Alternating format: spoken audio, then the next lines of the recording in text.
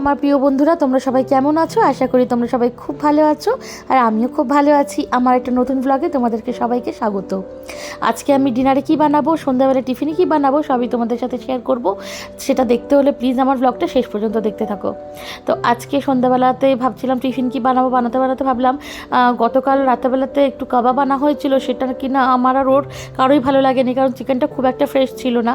তো আমরা একদম ফ্রেশ চিকেনটা খেতে বেশি পছন্দ করি আর কি, সেই জন্য।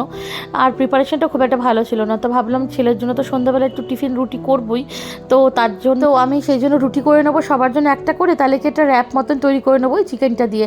ওই কাবাবটা এমনি খুব একটা খারাপও ছিল না, কিন্তু ওই আর কি টেস্টটা খুব একটা ভালো ছিল না বলে আমরা খাইনি কেউ আর কি।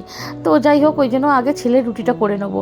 আর ছেলের জন্য সন্ধ্যাবেলা এক একদিন এক এক রকমের বানাই, এর আজকে একটু মনে হলো একটু দুধ রুটি দিই ছেলেকে, তো ওই জন্য ছেলের রুটিটাকে করে নিলাম। আমি না এখনও রুটিটা ঠিক গোল বেলতে পারি না, মানে ওই আর কি কোনো রকমের দেখলে তো মানে চৌকো একটা রুটি হয়ে গেছে। তো আর কি রুটি আমার হাত দ্বারায় গোল হয় না, তাও হয় হয়তো একটু যদি আস্তে ধীরে করি হয়তো গোল হবে, কিন্তু আমার আবার আস্তে ধীরে কাজ ভালো লাগে না, একটু তাড়াতাড়ি কাজ করতে আমার খুব ভালো লাগে। তো এই ছেলের রুটিটা প্রথমে করে একটুখানি এরকম মুড়ে মারে, গরম ছিল ভীষণ, তো একটু গরম জলে আমি ভিজিয়ে রাখবো রুটিটা, তাহলে নরম হবে, তারপরে দুধ দিয়ে ওকে দিয়ে দেবো। এরই মধ্যে আমি ওই মানে আমাদের যে র্যাপটা সেটাও বানানোর চেষ্টা করব। তো কুটুসের বাবা অফিস থেকে চলে এসছে, ও বলছে তুমি কি জানি না কি তৈরি করবে বলছো, খেয়ে মরে পড়ে যাবো না তো। আচ্ছা কি বাজে কথা, এইটাকে কেউ মানে কি বলবো, যাই হোক। আচ্ছা ডিমটা দেখছো না, ডিমটাও না একটা বাসি ডিম ছিল, মানে আগের দিনে রাত্রেবেলা ডিম সেদ্ধ করেছিলাম, তো ওইটাই রয়ে গেছিলো, তো ওইটাকেও ভাবছি এর মধ্যে দিয়ে দেবো। কিন্তু ওর বাবা বললো না আমি চিকেনের সাথে ডিম খাবো না, তুমি আমাকে শুধু চিকেন দিয়ে করে দাও। তো ওই জন্য ওর বাবাকে আমি আগে চিকেন দিয়ে শুধু একটু করে দিচ্ছিলাম। তো এটা না বেশ করে দেখলাম, বেশ ভালোই হিট হয়ে গেছে, দারুণ লাগছিল খেতে। প্রথম টিয়াজগুলো একটু ভালো করে ভেজে নিলাম। আর তোমরা এবার দেখতে থাকো, এবার তোমাদের সাথে আমি একটু আমার জীবনের গল্প করতেও থাকি, সেটা ভালোও লাগবে করতে, মানে জীবনে গল্প করতে তোমাদের সাথে খুব ভালোই লাগবে। তো যাই হোক, আজকে আমি আমার না ভগবানকে আমি অশেষ কৃপা অশেষ ধন্যবাদ জানাই যে আজ আমি এত নিজেকে বিজি করে ফেলতে পেরেছি।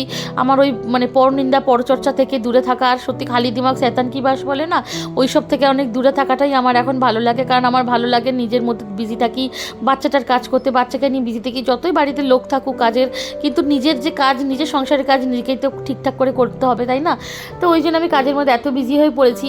ছোটোবেলা বাবা আমাকে খুব আদরে মাথায় তুলেছিল, একদম মা খুব রেগেছে, তো মা মেয়েকে এত মাথায় তুলছে, তো দেখবে খুব কথা শোনাবে তোমার মেয়ে শ্বশুর বাড়িতে গিয়ে। বাবা বলছে ছাড়ো তো, আমার মেয়ে ঠিক টাইম মতন সব কাজ করবে। আর আমার মেয়ে কি কাজের মেয়ে নাকি যে কাজ করার জন্য শ্বশুর বাড়িতে যাবে?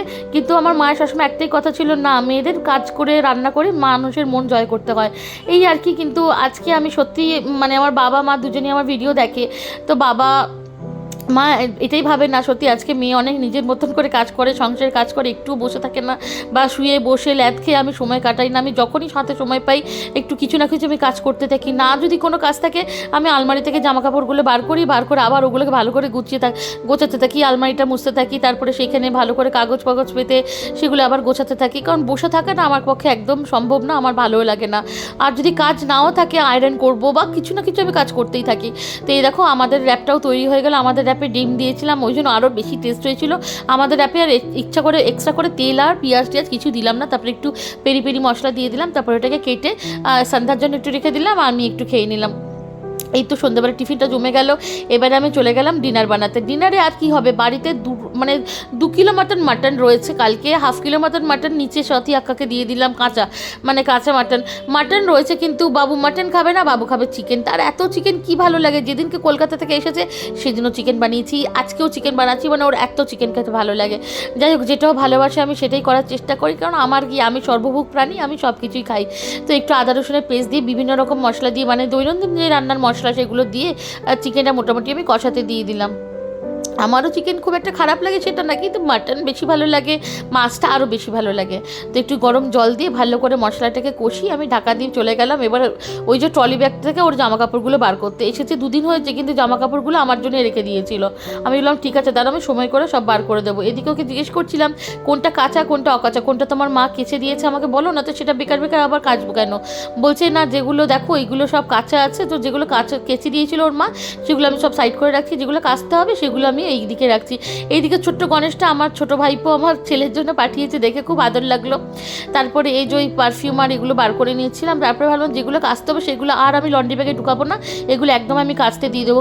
কাচতে দিলে কী হবে, কালকে শুকিয়ে যাবে, তারপর আমি আয়রন করে সুন্দর করে রেখে দিতে পারবো, আমার কাজের মধ্যে আমি আবার বিজি হয়ে যেতে পারবো। তো সেই জন্য আমি ভাবছিলাম চলো এগুলোকে আগে কাচতে দিয়ে দিই। আর এই যে এগুলো আয়রন করতে হয় বলে সোফার উপরেই রেখে দিলাম, যে আগামীকাল নয় সন্ধ্যা নয় আমি দুজনের মধ্যে কেউ একজন আবার আয়রন করে নেবো। তারপরে একে একে সব জামা কাপড়গুলো দিয়ে দিচ্ছিলাম। আর আমার না মানে সত্যি ভগবানের কাছে অশেষ কৃপা যে আমি নিজেকে এত বিজি করে ফেলতে পেরেছি। কারণ আমার ওই বেকার বসে থাকা, বেকার এই করে মাথার মধ্যে ভুলভাল চিন্তাধারা আসে, তার থেকে কাজের মধ্যে নিজেকে বিজি রাখলে না কোনো ভুলভাল চিন্তাধারা কিছুই তোমার জীবনে আসবে না।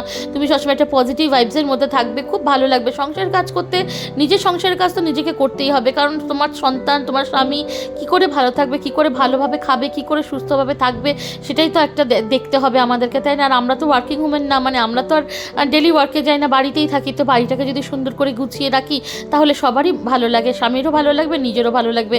সবথেকে বড় কথা, রাত্রে যখন তুমি ঘুমাবে না, তোমার ঘুমটা খুব শান্তির হবে, তোমার মনের মধ্যে কোনো অস্থিরতা থাকবে না। দেখো তোমাদের সাথে গল্প করতে করতে আমার চিকেন মোটামুটি হয়েই গেল, একটু জলও দিয়ে দিয়েছিলাম, চিকেনটা এবার ভালো করে সেদ্ধ হয়ে গেছে। ওর বাবা বললো এমনি করো না, একটু ধনেপাতা নামানোর সময় দিও, আমার ধনেপাতার গন্ধটা খুব ভালো লাগে। তো সেই জন্য ঠিক আছে, তোমার যেটা ভালো লাগে সেরকমই করবো বলে ধনেপাতাটা দিলাম, দিয়ে ভালো করে নেড়ে ছেড়ে আবার আমি ঢাকা দিয়ে দিলাম। এদিকে একটু ফুটে গেল, দেখো ধনেপাতার ফ্লেভারটাও তো বার করতে হবে। তারপরে আমি গা ধুয়ে নিলাম, ধুয়ে ছেলের সাথে একটু বসে খেলছিলাম, একটু ভিডিও করছিলাম। তোমাদের কেমন লাগলো ব্লগটা কমেন্ট করে জানিও। টাটা বন্ধুরা।